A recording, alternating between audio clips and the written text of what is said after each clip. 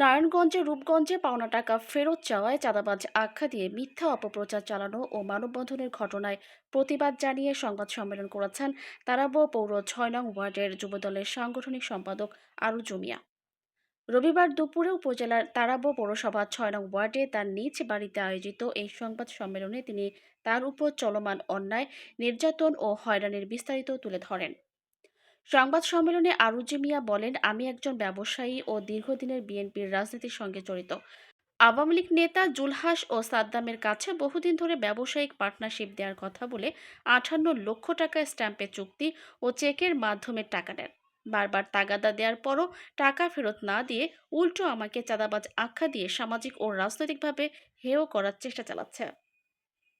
তিনি আরও অভিযোগ করে বলেন, যুবলীগের রূপগঞ্জ থানার সাধারণ সম্পাদক মোস্তাফিজুর রহমান শাহীন দীর্ঘদিন ধরে আমাকে সহায়তা করার বদলে বরং সেই পাওনাদারের পক্ষ নিয়ে আমার উপর নানাভাবে অত্যাচার, হুমকি ও নির্যাতন চালিয়ে আসছে।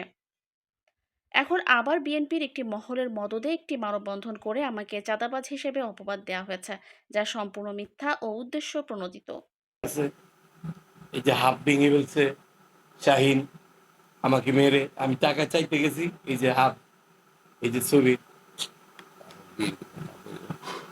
এই যে তখন আমি বিএনপি করি তো, শাহিনে আমাকে ধরে আওয়ামী লীগের সাধারণ সম্পাদক আমার যুবলীগের ওই শাহিন আমাকে তার অফিসে নিয়ে আমাকে অনেক মারধর করে টাকা চাইতে গেলে। আমি টাকা চাইতে গেলে বলছে যে শাহিনের টাকা দিবে, যুবলীগের সাধারণ সম্পাদক শাহিন দিবে। তারপর আমি শাহিনের কাছে যাওয়ার পরে ওখানে আমি টাকা চাইতে মানে বলছি যে আমার টাকাটা কিভাবে ব্যবস্থা করে দিবেন। কয় তুই কিসের টাকা বানা, তুই করস বিএনপি।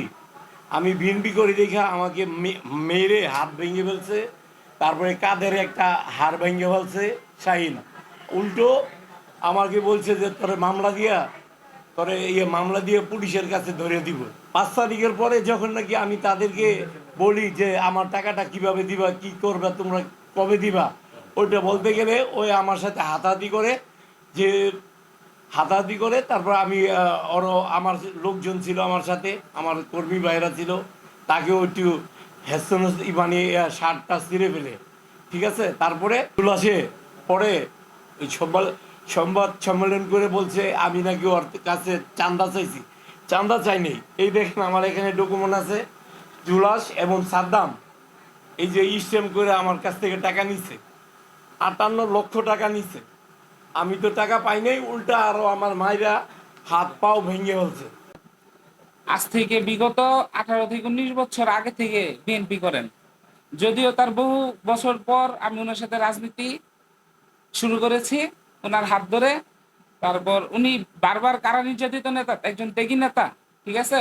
উনার উনার পিছনে আমাদের এই তারাব পৌরসভার অনেকেই লেগে আছেন, ঠিক আছে। বিভিন্ন ওনার পার্সোনাল বিষয়গুলো এখন রাজনৈতিক বিষয়ে নিতেছে। এই যে একটা সংবাদ সম্মেলন তারা করলো, মানববন্ধন করলো, ওইখানে তাদের মূল প্রতিপাদ্য ছিল একজন ব্যবসায়ী থেকে উনি চাঁদা দাবি করছে, ওটার বাধা প্রদানকালে জোরাসকে মারছে। কিন্তু সেই ব্যবসায়ীর সাথে আমরা যোগাযোগ করার পর জানতে পারি সেই ব্যবসায়ী এগুলো সম্পূর্ণ অস্বীকার করছে।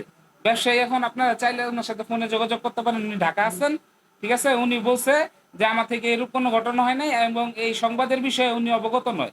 হল ঠিক আছে, উনার এই ব্যবসায়িক পার্সোনাল দিকতে আপনার রাজনীতিতে টানছে, কিন্তু এটা রাজনৈতিক কোনো বিষয় না, ঠিক আছে। আমরা তারাবপুর যুব দলের পক্ষ থেকে এটার নিন্দা জানাচ্ছি এবং যারা এই মিথ্যা প্রচার করছে তাদেরও ঘৃণা প্রকাশ করছি। ঘটছে, হ্যাঁ, সেটা আরজু এদের কাছে আমলিকের আমলে প্রায় ৫৮ লক্ষ টাকা পায়। এই টাকা না দেওয়ার পরিপ্রেক্ষিতে ওদিন ৩ দিন আগে সে হঠাৎ করে বাসাতে নামার পরে এদের দেখছে। তো আমি এই দিক দিয়ে বাজার করে যাইতেছি, তখন দেখি হেদের সাথে তর্কাতর্কি হইতেছে, কিটা নিয়ে তর্কাতর্কি হইতেছে। তখন আমি জানতে পারলাম হ্যাঁ এই ঘটনা।